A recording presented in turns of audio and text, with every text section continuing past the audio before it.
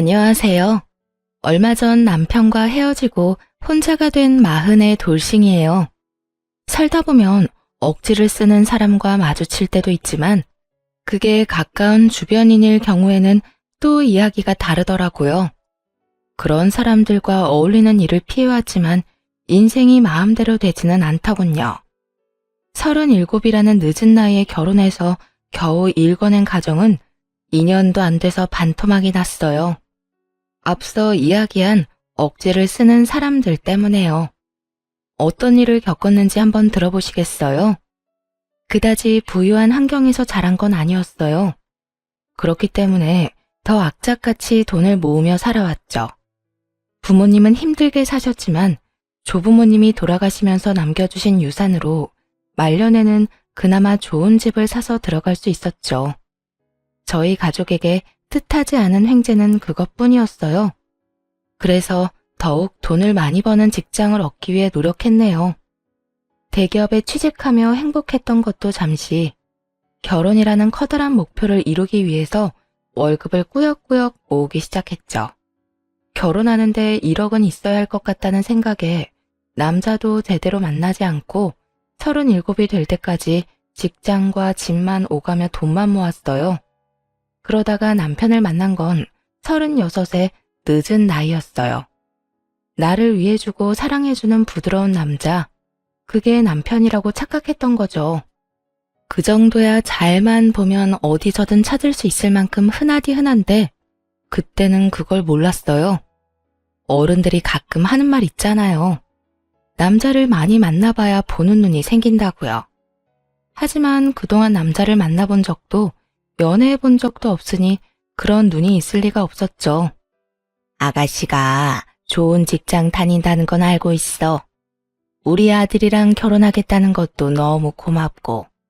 근데 우리는 돈이 많이 없어서 아가씨가 해오는 만큼만 할 생각인데 아가씨가 생각하는 결혼 자금은 어느 정도 되지? 전 1억을 모아놓은 상태예요. 이 돈으로 결혼 자금을 대고 나머지는 집 살 때 쓰려고요. 미리 남편과 이야기를 해놓은 상황이었거든요. 남편은 모아둔 돈이 3천만 원 정도 있다고 하더군요. 여태까지 결혼 생각이 없었고 그래서 집에 돈을 좀 줬다고 하면서요. 부모님한테 돈을 줬다는 게 흠은 아니니 그러려니 했어요. 그리고 돈이야 나중에 또 모으면 된다고 생각했고요. 그래서 남편이 이 결혼에 얼마 정도를 보탤 수 있는지 미리 알고 있었죠. 1억이나 모았어요? 요즘 아가씨답지 않게 야무지고 알뜰하네. 우리 아들이 참 괜찮은 아가씨를 만나서 다행이에요. 이 대답에 시모는 무척 흡족해했어요. 그리고는 상견례 날짜를 바로 잡았고요. 날짜가 정해지고 나서부터는 훈훈한 분위기가 이어졌어요. 시모는 저희 친정 부모님에게도 굉장히 잘해주셨죠. 어쩜 애를 이렇게 야무지게 키우셨어요? 시집 올 때 이렇게 야무지게 모아서 오는 아가씨도 없을 거예요. 자랑은 아니지만 우리 딸이 어릴 때부터 생활력도 있고 참 괜찮은 아이예요. 좋게 봐주시니 감사하네요. 화기애애한 분위기에서 상견례가 끝이 나고 결혼식 날짜를 잡을 일만 남았죠. 그런데 그 다음날 시모가 저만 살짝 불러냈어요. 예단 때문에 할 이야기가 있어서 널 불렀다. 예단에 관한 건 이미 상견례에서 이야기가 다 끝난 상황이었어요. 형편대로 하기로 했고 무리하지 않는 선에서 해가기로 했죠. 구체적으로 얼마라고 말하진 않았지만 생각하는 적정선은 있었어요. 무슨 말을 하려나 걱정이 됐죠. 남편 몰래 불러서 할 예단비 이야기라는 게 도대체 뭘까 싶었거든요. 너도 알다시피 결혼이라는 게 가족의 결합이기도 하잖니. 그래서 친인척들한테 뭐라도 드려야 할 것 같아서 말이지. 그래서 말인데 너 예단비 현금으로 나한테 줄래? 한 5천만 원 정도면 딱 괜찮을 것 같은데. 내색은 하지 않았지만 속으로 깜짝 놀랐어요. 생각보다도 많은 금액을 불러서 거부감이 들었고요. 모아놓은 돈이 1억이라고 말씀드렸었는데 그 돈의 절반을 예단으로 달라고 하시더라고요. 게다가 집 살 돈도 충분치 않았고 남편도 돈을 많이 해오지 않는 상태라 걱정부터 되었어요. 어머님, 금액이 너무 큰 것 같아요. 제 선에서 해결하기는 좀 힘들 것 같은데 가족들이랑 상의해보고 말씀드려도 될까요? 어차피 네가 번 돈 네가 쓰는데 뭘 가족들이랑 상의까지 하니? 그러지 말고 그냥 5천만 원 예단비로 가지고 와. 나머지 금액으로도 집 살 때 충분히 버틸 수 있지 않니? 그 눈빛에서 집요함을 보고 그래도 남편은 알아야 할 것 같다고 답했죠. 그랬더니 시모는 마치 말이 안 통하는 아이를 대하듯 답답하게 쳐다보더라고요. 넌 어째 한 번 말하면 듣질 않네? 왜 몰래 불렀는지 몰라? 어쨌든 난 예단비 5천만 원 아니면 안 받을 테니까 그렇게 알고 있어라. 뭐가 그렇게 당당한 건지. 자기 자식은 꼴랑 3천만 원 들고 결혼하러 오는데 며느리한테 5천만 원이나 되는 예단비를 달라는 시모를 보니 속에서 천불이 날 것 같더라고요. 그 자리에서 나와 차에 타자마자 친정엄마한테 전화를 걸었어요. 엄마, 나 방금 어머님 뵙고 왔는데 예단비를 5천만 원이나 달라고 하더라고. 어떻게 할지 모르겠어. 게다가 다 현금으로 달라고 하거든? 근데 받은 신혼집 시세가 생각보다 높아서 5천만 원이나 주기 힘들 것 같아. 뭐? 예단비를 5천만 원이나 요구했다고? 웃긴 아줌마네. 대체 뭐 하자는 거야? 그러면 상견례 때 그 얘기를 했었어야지. 모두가 보는 앞에서 안 된다고 딱 잘라 말했을 텐데. 왜 너만 따로 불러서 그딴 소리를 해?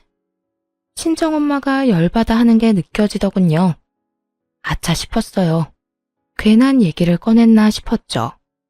이러다 결혼이 엎어지면 어떡하나 걱정도 됐고요. 이때까지만 해도 남편에 대한 사랑은 있었으니까요. 결혼이 무산되면 어쩌나 하는 걱정이 컸죠.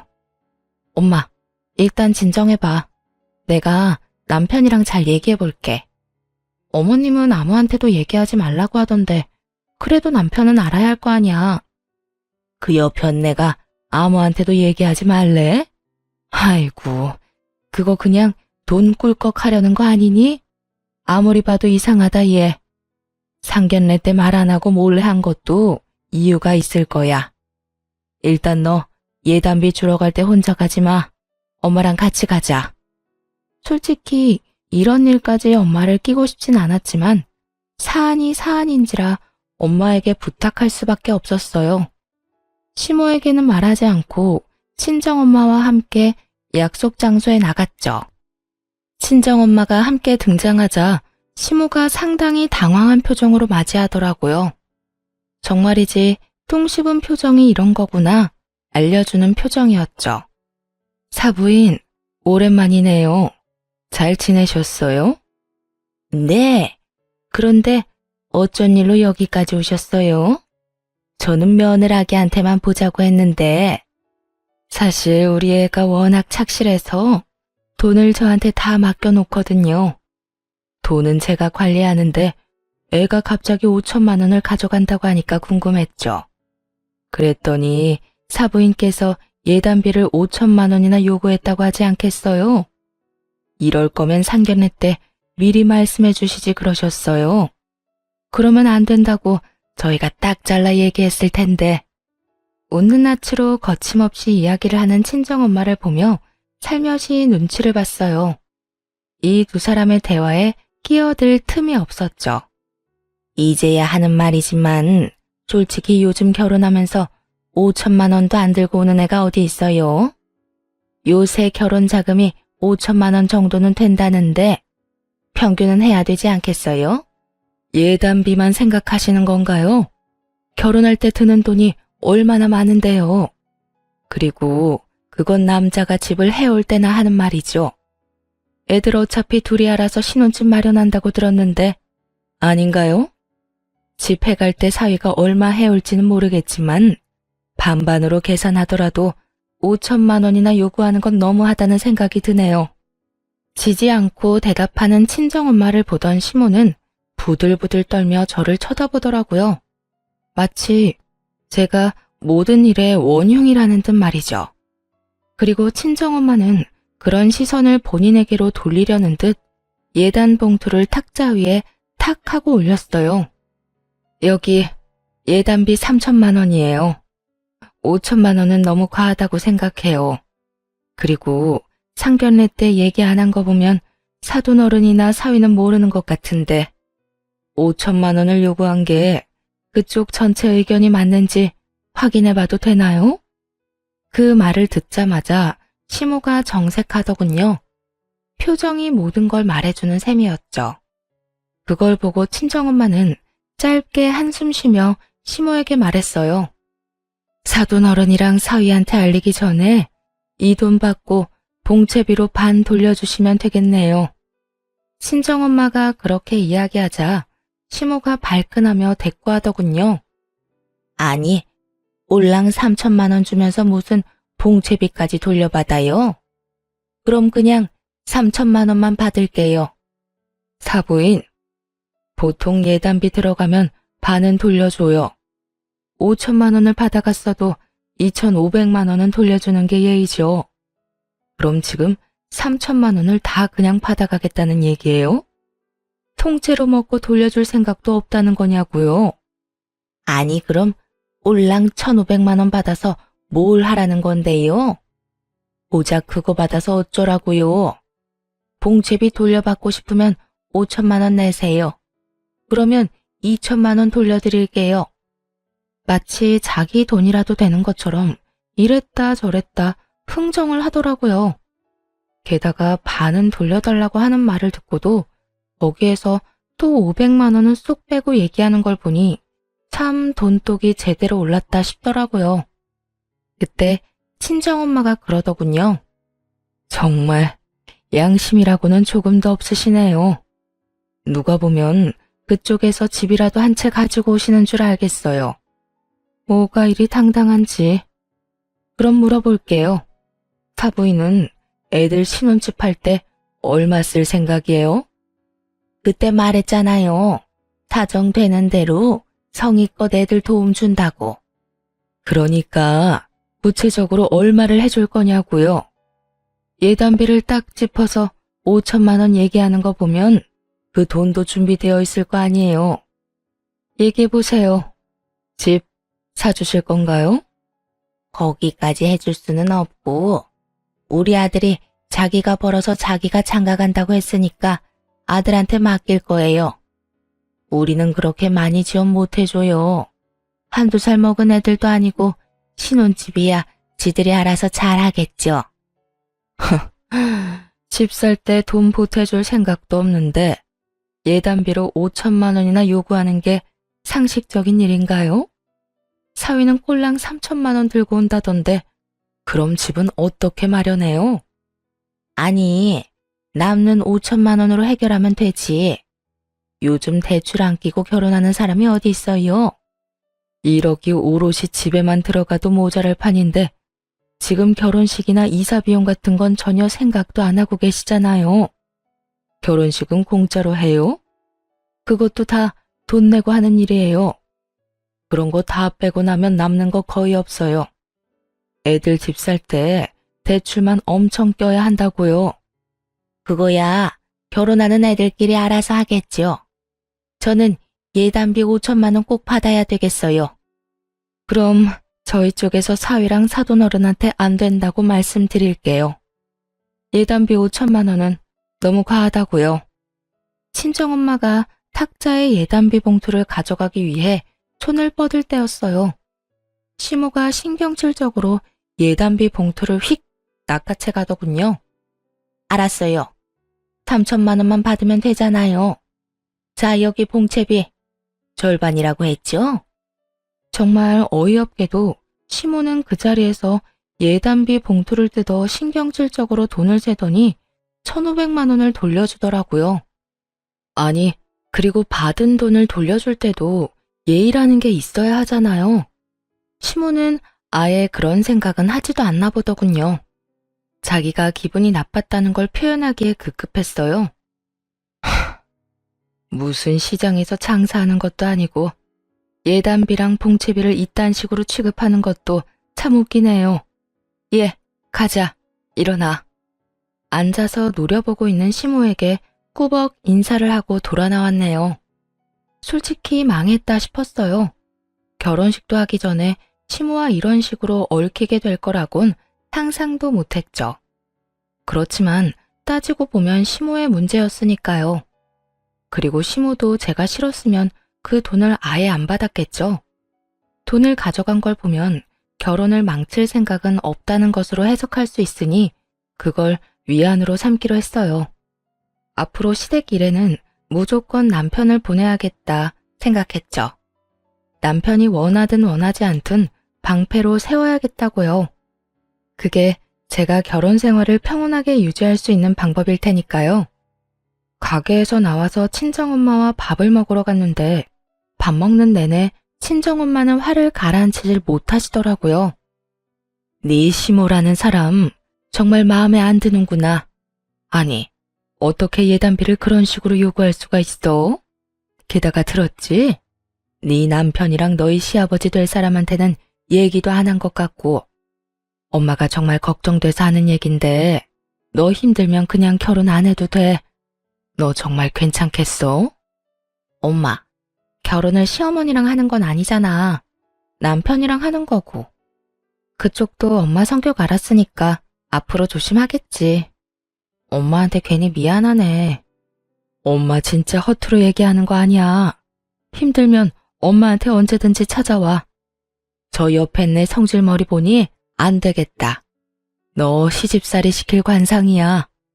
시모가 왜 그렇게 예단비를 욕심내는지 이때는 몰랐어요. 그런데 얼마 지나지 않아 돈 욕심의 이유를 알게 되었네요. 바로 신혼집 때문이었더군요. 결국 시모가 2천만 원을 보태주기는 했거든요.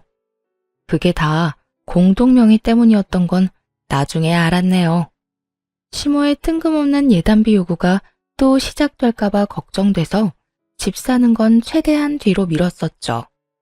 그리고 무사히 결혼식을 마치고서야 슬슬 신혼집에 대해 이야기했어요. 결혼식이 끝나고 돈이 얼마 정도 남는지도 중요하니까요. 친정엄마는 돈 욕심 많은 시모꼴을 보더니 한 가지 충고를 해주시더라고요. 딸, 엄마가 웬만하면 이런 말 안 하려고 했는데 너 결혼할 때 웬만하면 네 이름으로 해. 네가 돈 다 내는 한이 있더라도 최대한 돈 많이 써서 네 명의로 하는 게 좋겠다. 갑자기 그게 무슨 말이야? 남편도 3천만 원 정도 들고 온다고 했어.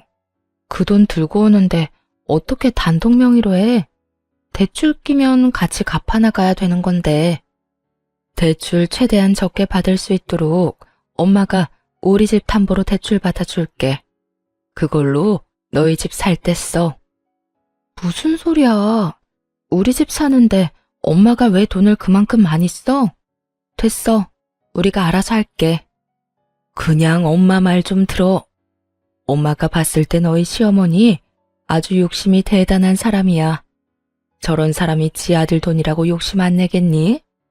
그리고 너희 시어머니 같은 인간들은 돈에 환장하니까 네가 집이라도 해가야 시집살이 같은 거 피하지. 그러니까 엄마 말대로 하자, 응? 친정 부모님 집을 담보 잡아서까지 저희 신혼집을 마련하고 싶은 마음은 없었어요.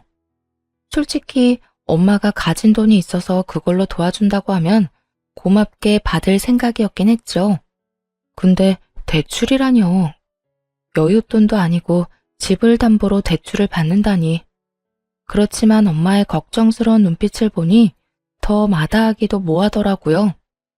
몇 번이고 그렇게 받으라며 성하시니 어쩔 수 없이 그렇게 하기로 했어요. 남편에게 이야기했더니 촉도 없이 엄청 좋아했어요. 엄마에게 받아온 돈 1억에 제가 가지고 있던 결혼자금 8천만 원, 시모가 준 2천만 원, 그리고 남편이 들고 오기로 한 3천만 원까지 합해서 신혼집을 마련하기 위한 자금을 준비했죠. 그리고 나머지는 대출을 받기로 했고요.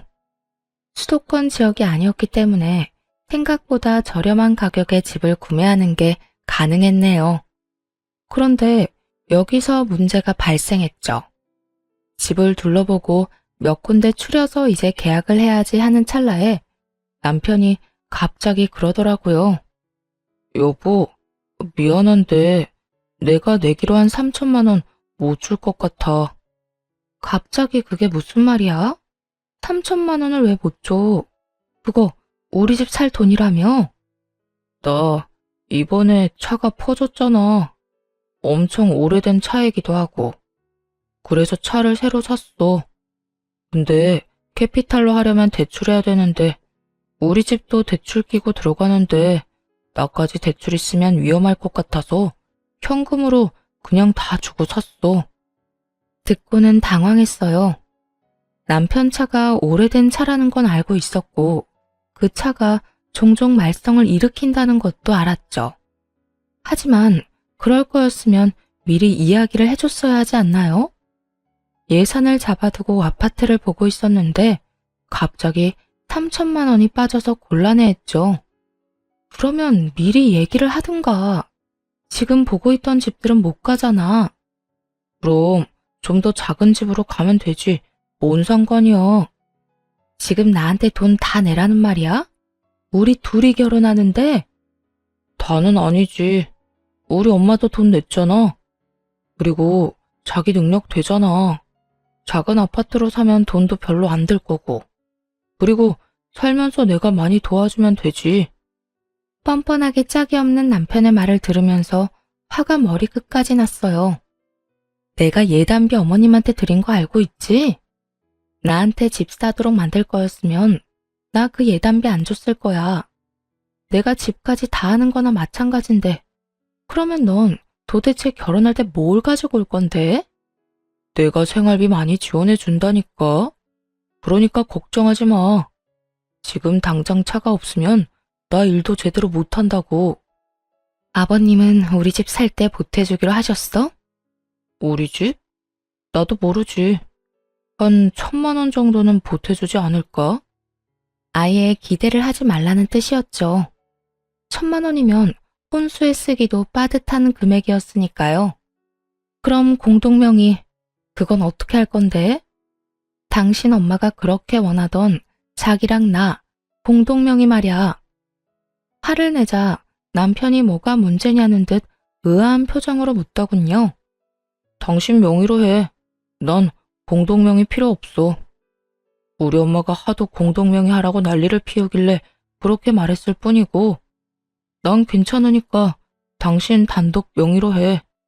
시모가 신혼집을 저희의 공동명의로 하길 원하고 있는 건 익히 알고 있었죠.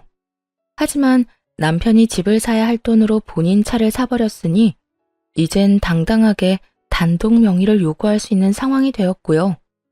진짜 내 이름으로 해도 돼? 해도 돼. 어차피 우리 같이 살 집이고 난 그런 거 신경 안 써. 남편은 그저 지금 탈 자동차에만 신경을 쓰는 것 같더군요.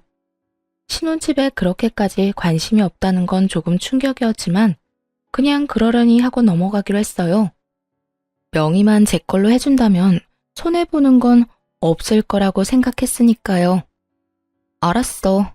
그럼 우리 엄마가 집 살 때 돈 많이 보태줬는데 엄마랑 나 공동명의로 해도 되지? 그것도 괜찮지. 장모님이 1억이나 보태주시기로 했잖아. 그렇게 이야기가 마무리되고 우여곡절 끝에 신혼집을 구했네요. 저와 친정엄마의 공동명의로 말이죠. 친정엄마는 이 상황을 기뻐했어요. 그런데 신혼집에 들어간 지 얼마 되지 않았을 때 시모가 불같이 화를 내며 남편이 없는 사이에 집을 찾아왔어요. 너 어떻게 그런 끔찍한 생각을 할 수가 있어? 결혼을 했으면 남편이랑 둘이서 공동명의로 집을 해야 되는 거지. 어떻게 친정엄마랑 너랑 공동명의를 할 수가 있어? 시모가 찾아온 것은 남편에게 집의 소유권이 누구에게 있는지를 들은 다음이었죠. 시모는 자신이 준 2천만 원과 지 아들이 가지고 온 돈으로 집을 샀는데 왜 친정어머니와 제 공동명의로 했냐며 따지기 시작했죠. 어머님, 이미 남편이랑 다 상의된 거예요. 그리고 대출도 제가 가지고 가기로 했고요. 정말 가증스럽다, 너. 내가 준 2천만 원은 돈도 아니야?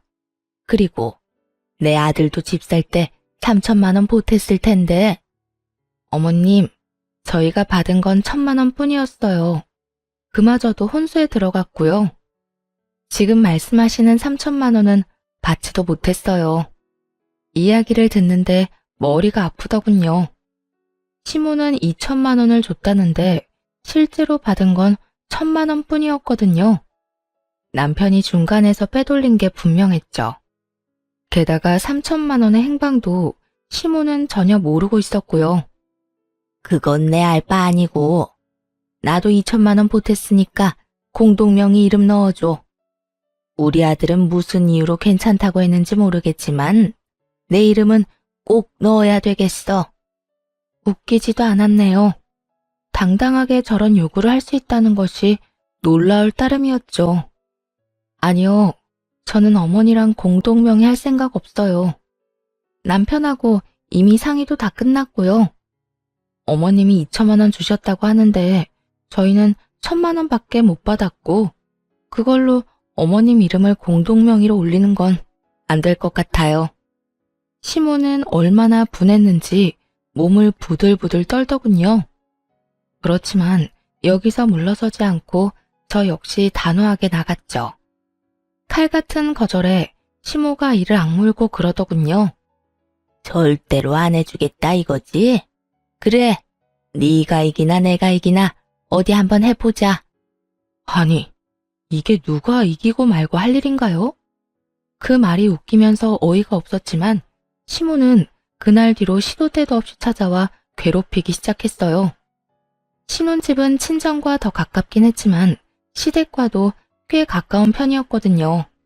그래서 그런지 시모는 저녁 주말할 것 없이 불쑥불쑥 말도 없이 찾아오곤 했죠. 남편이 도어락 비밀번호를 알려줬던 거예요. 몇 번이나 남편한테 이야기했었거든요. 어머님한테 비밀번호 알려주지 말라고. 그런데 남편은 그걸 이해를 못하더군요. 가족인데 뭐 어떠냐는 식이었어요. 가족? 가족이긴 했죠. 다만 남편 가족이지. 제 가족은 아니잖아요. 제가 불편할 거라는 걸 남편은 이해를 못하더라고요. 그렇게 집으로 들어오면 시모는 매의 눈으로 집을 훑었어요. 그리고는 조금이라도 본인 눈에 차지 않는 부분이 있으면 대놓고 면박을 주었죠. 넌 어떻게 된 애가 이렇게 더럽게 해놓고 살아? 우리 딸은 얼마나 깨끗하게 해놓고 사는 줄 아니? 내 아들이 이런 돼지 소굴에서 지내는 걸 보다니. 맞벌이 직장인 집에 먼지 한 톨 없기를 바란 건지 한없이 투덜대길래 콕 집어 말해줬죠. 어머님, 어머니 아들이 돈을 잘 벌었으면 제가 이렇게 일하면서 집안일 할 일도 없었겠죠. 무슨 말을 하셔도 아들 얼굴에 침 뱉는 거밖에 안 되니 더 이상 이런 짓 안 하셨으면 좋겠어요. 세상에, 그게 시어머니한테 할 말이니? 내가 미쳤지. 이런 애랑 우리 애를 결혼을 시키다니. 잔말 말고 공동명의나 해줘. 안 할 거면 돈 돌려주든지. 결국 모든 대화의 끝은 공동명의였죠.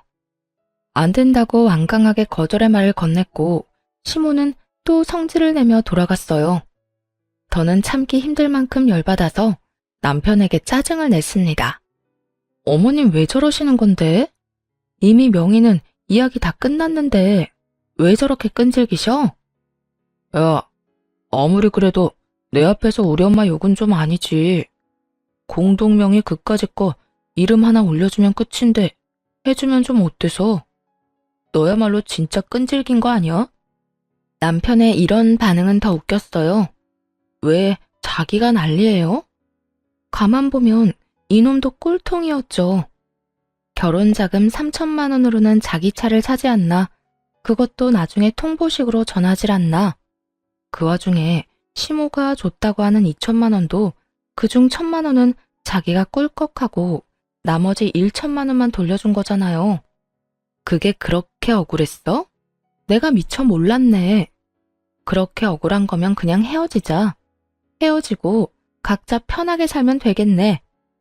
헤어지잔 이야기가 그렇게 쉽게 나와? 결혼한 지 이제 1년 좀 넘었는데 그런 얘기 함부로 하는 거 아니야. 이번만 참아줄 테니까 당신도 어머니랑 화해해. 홧김에 한 말이라고 생각한 모양이더군요. 아니요, 전혀 그렇지 않았거든요. 이미 남편과 시모에게 열은 받을 대로 받은 상황이었으니 더는 참고 싶지 않았을 뿐이에요. 온전히 저와 친정 돈으로 산 제 집에서 이 인간이 이딴 식으로 구는 걸 참아줘야 할 필요가 있겠어요? 싸운 그날 이혼 전문 변호사를 찾아갔어요. 그리고 남편놈에게 다시 이혼을 요구하자 남편놈의 눈이 지진이라도 난 것처럼 흔들리더군요. 이혼? 미쳤어? 저번에 그거 싸웠다고 지금 이혼하자는 거야? 당신 이거 홧김에 그러는 거야. 제발 진정하고 생각이라는 걸 좀 해봐. 이미 생각은 많이 했고 마무리 단계야. 당신이랑 싸운 것도 원인이긴 하지만 당신보단 어머님 때문에라도 이혼해야겠어. 엄마가 잘못했는데 왜 우리가 이혼을 해? 여보, 이건 아니야. 우리가 이혼이라니. 난 절대 못 해줘. 절대 안 할 거라고. 이상하게 남편놈이 아주 애절하더군요. 사실 좀 수상쩍었어요. 자기도 얼마 전까지 자기 엄마 편 들어가면 난리쳤잖아요.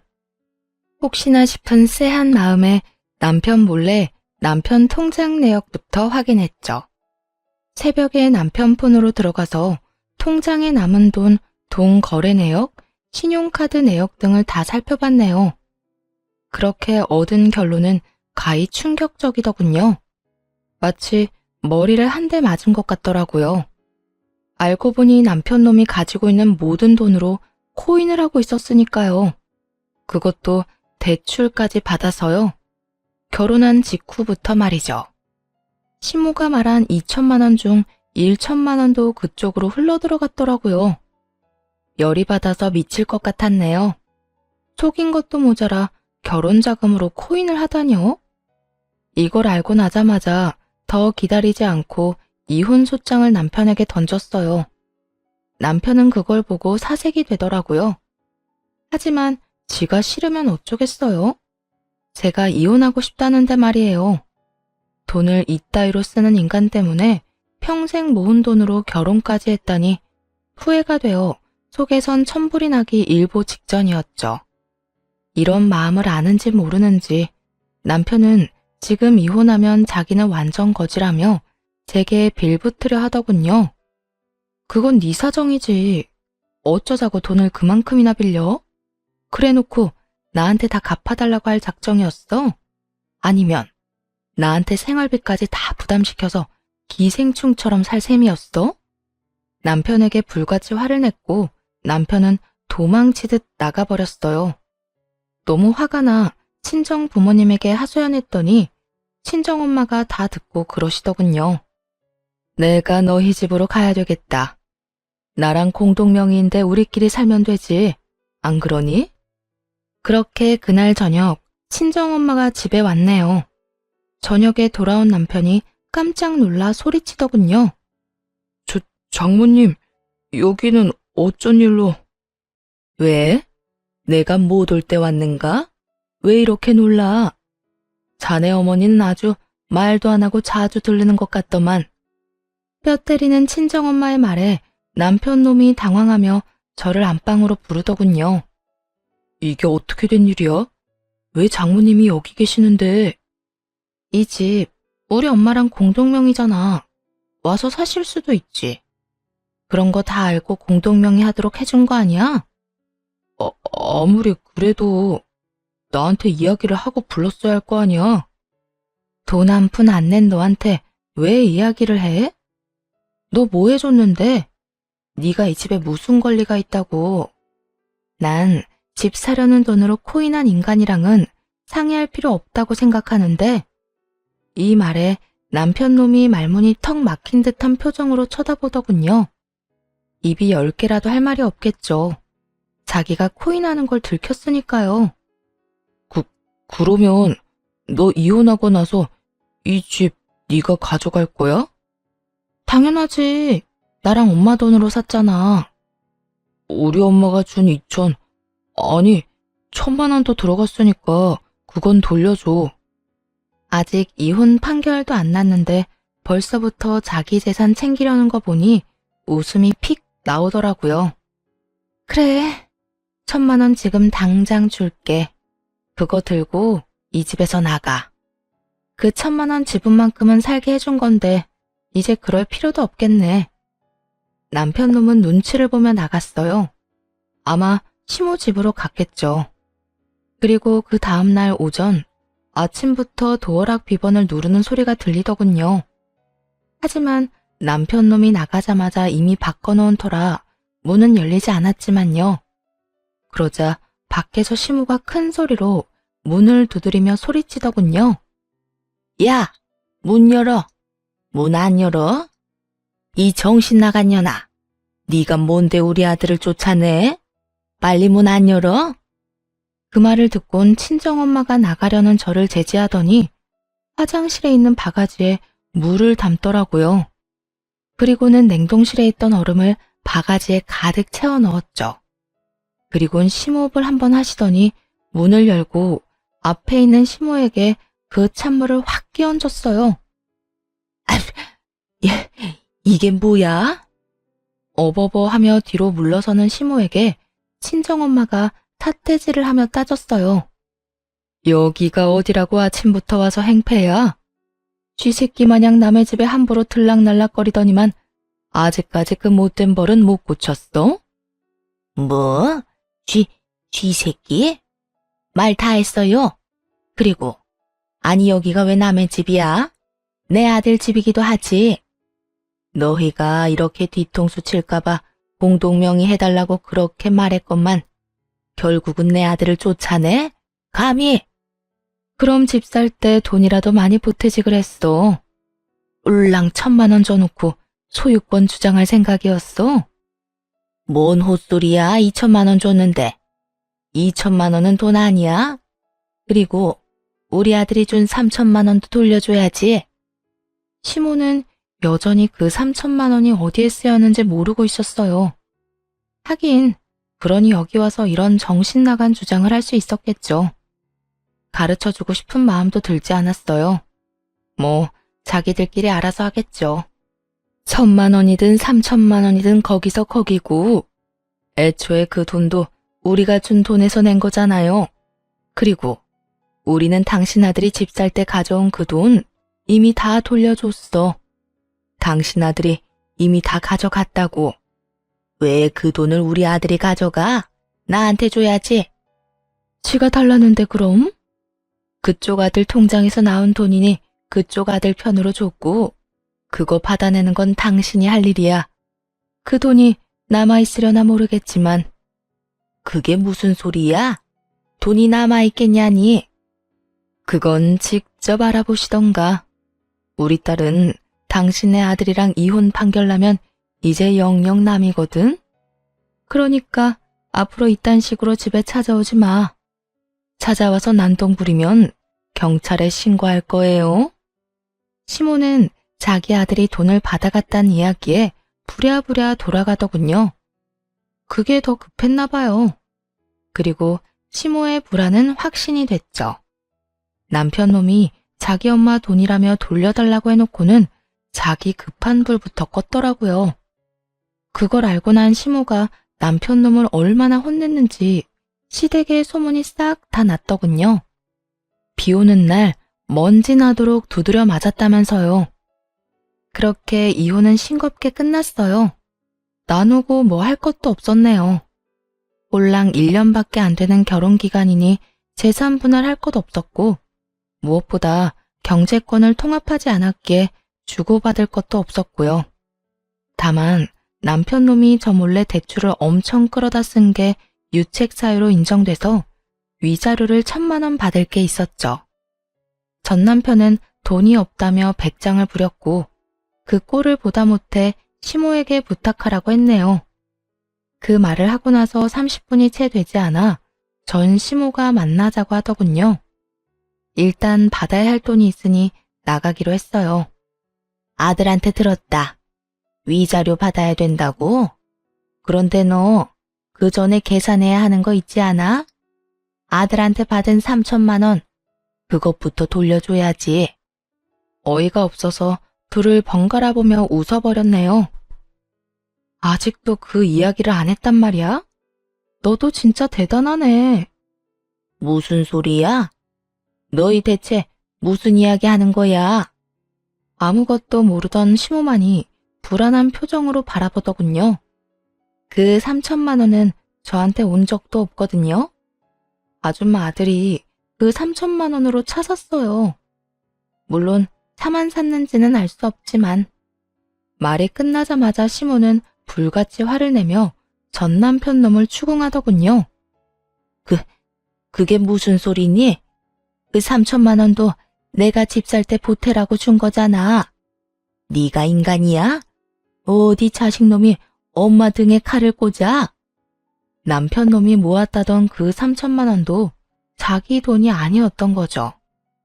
완전 쭉정이었어요, 쭉정이. 실속이라고는 전혀 없는 빈수레. 와, 이걸 1년 만에 알아내서 다행이라고 해야 하나? 재수없게 이딴 인간이랑 만나게 된 게 불행이라고 해야 하나? 시모는 화를 못 이겼는지 전 남편을 열심히 두드려 패더라고요. 네가 다 망친 거야. 이런 것도 아들이라고. 너 이혼하고 한 푼도 못 받고 빈털터리로 나오게 됐잖아. 도대체가 그 돈을 다 어디에 쓴 건데? 아, 코인에 다 넣은 걸로 아는데요. 코인? 그 망해가는 그거? 이런 미친놈이 다 있나? 옆에서 불난집에 장작을 넣어줬죠. 추임새가 마음에 들었는지 시모는 열심히 지 아들놈을 두드려 패더군요. 이걸 여태까지 시모가 하나도 몰랐다는 게 더 놀라웠네요. 전 남편 놈도 참 소심한 얼굴로 사고 하나는 잘 치네 싶었고요. 나나 너 둘 중에 한 명이라도 그 집 공동명의 했으면 이 꼴은 안 나지. 한 푼이라도 더 받고 나왔을 거 아니야. 너 때문에 손해만 봤잖아. 이 머저리 같은 놈아. 그게 왜 내 탓이야? 돈 많이 안 보태준 엄마 탓이지. 장모님 못 봤어? 집 담보대출 받아서 딸 집 사주던데 엄마는 도대체 뭐 했는데? 뭐? 그게 지금 엄마한테 할 소리야? 엄마가 안 도와주기로 했어? 예단비 5천만 원 받았으면 최소 8천은 지원해 줄 수 있었어. 그랬으면 이 꼴은 안 받겠지. 담보대출이라도 받았으면 억울하진 않을 거 아니야. 썩은 인간들, 예단비를 많이 부른 게 다 이것 때문이었더라고요. 어떻게든 공동명의로 올려서 그 집을 담보로 뭔가 해보려고 했던 것 같더라고요. 참 나쁜 인간들이었죠. 몰라. 나 그런 거 모르니까 위자료나 엄마가 갚아줘. 나 돈 없거든. 돈이 왜 없어?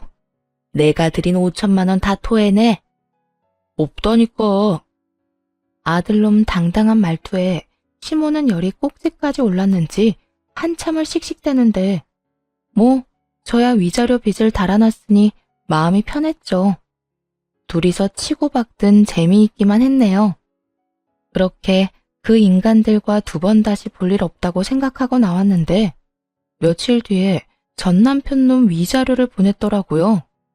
솔직히 못 보낼 줄 알았거든요. 시모가 워낙 난리였으니까요. 나중에 어떻게 된 것인지 엄마를 통해 진실을 들을 수 있었어요. 너희 시모 완전 패가망신이야. 집 폭삭 망했더라. 엄마가 듣고 왔는데 아주 난리도 아니었어. 왜? 또 코인비 터졌어? 아니, 그 집에 얼마 전에 경찰들이 왔다 갔거든. 집에 도둑 들어서 가전이며 가구며 그 옆에 내 폐물까지 돈 되는 건 싹 다 훔쳐가서 경찰 불렀는데 알고 보니까 범인이 지 자식이더라고. 네 전 남편이 너희 시부모 뒤통수 때리고 도망갔대. 뭐? 진짜? 그래. 경찰에서는 가족끼리 집안에서 벌어진 일은 처벌이 안 된대나 어쩐대나. 그래서 경찰들 다 돌아가고 나서 하루 뒤인가? 그 집에 고함 소리 나고 싸우고 난리도 아니었다고 하더라고. 신고 들어가서 경찰이 한 번 더 왔다 갔다던데. 뭐? 그 인간은 도망갔는데 왜 난리가 나? 왜긴 왜야. 그놈이 갈 곳 없어서 또 엄마한테 기어들어온 거지. 자기가 처벌 안 받는 거 알고 그랬나 봐. 그 아줌마는 자기 아들을 호적에서 팔 거라며 악을 쓰고 아들한테 집에서 당장 나가라고 소리치고 하여튼 난리였다더라고. 하긴 돈이 가장 중요한 사람인데 집에 돈 될 만한 거 다 팔고 도망친 아들놈을 다시 받아줄 리 없죠. 그 돈으로 위자료를 갚았으니 저야 잘된 일이지만요. 근데 얘, 너 네 남편이랑 진짜 이혼 잘했어. 그 인간이 자기 부모 뒤통수를 또 한 대 더 날렸더라고. 거기에서 또 사고를 쳤다고? 코인으로 진 빚을 감당 못해서 결국 진짜 나쁜 짓을 한 거지. 자기 부모 폰으로 카드론 신용대출 받아서 챙기고는 그 집에서 완전히 가출해버렸단다. 짐까지 싹 다 들고. 너무 놀라 입을 다물 수 없었어요. 그런 면이 있는 남자라는 걸 정말 몰랐거든요. 제가 조금만 더 허술했거나 마음이 약했으면 저렇게 당했을 수도 있었을 거라 생각하니 순간 온몸에 소름이 돋았죠. 너희 시어머니 완전 노발대발해서 아들이고 뭐고 없다면서 또 경찰 불렀다고 하더라고. 그래봐야 뭐해? 가족간이라 사기죄 성립이 안 돼서 처벌 면제되는 바람에 그 빚까지 자기들이 고스란히 갚고 있다고 들었어. 시모와 전 남편 이야기를 들으니 순간 눈앞이 아찔했어요. 저렇게 되는 게 저였을 수도 있었을 테니까요. 친정엄마는 시모와 전 남편 처지를 비웃더군요. 욕심 많은 시어머니나 그런 엄마를 닮은 아들이나 똑같이 정신 나간 것들이야. 어떻게 자기 엄마 뒤통수를 쳐? 이혼 잘했다. 잘했어. 그 이후에 딱 한 번 전 시모와 마주친 적이 있어요.